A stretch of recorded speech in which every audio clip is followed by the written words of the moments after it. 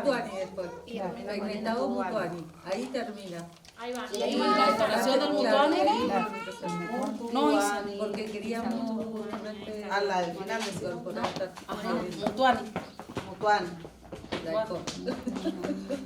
Ahí está, entonces, ahí va. Yo lo voy a De última, El Guy Sumuk, buenos días. Tina Xey Huarpe, soy mujer Huarpe. Sac Carigue, soy de la comunidad polonio Paxtequiu.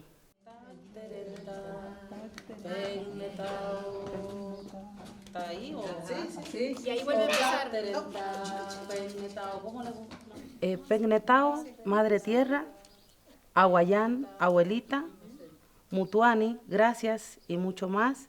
Pides libertad, Taitetkigue. Mi nombre es Gabriela Fernández y soy de la comunidad Huarpe Yahweh Sumek. Dice también de corazón, de corazón, de corazón, de corazón, madrecita, gracias, gracias y mucho más, madrecita. Esa es nuestra canción, que bueno, justamente en Huarpe dice Tacterenta, Pegneyen, Mutuani, Mutuani, Pegneyen. Tacterenta Pegneyen, para cambiar. Tacterenta Pegneyen, Mutuani, Mutuani. Tacterenta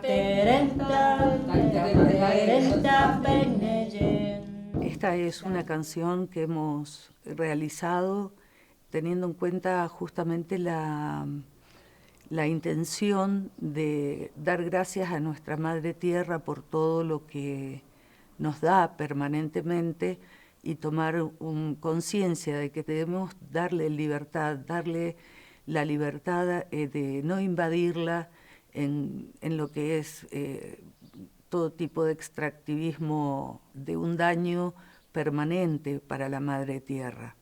Entonces esta rogativa, este darle gracias a la Madre Tierra, decir que hay esperanza, justamente tiene que ver con el granito de arena que cada uno pueda aportar a esta gran depredación que hacemos los seres humanos a la Madre Tierra.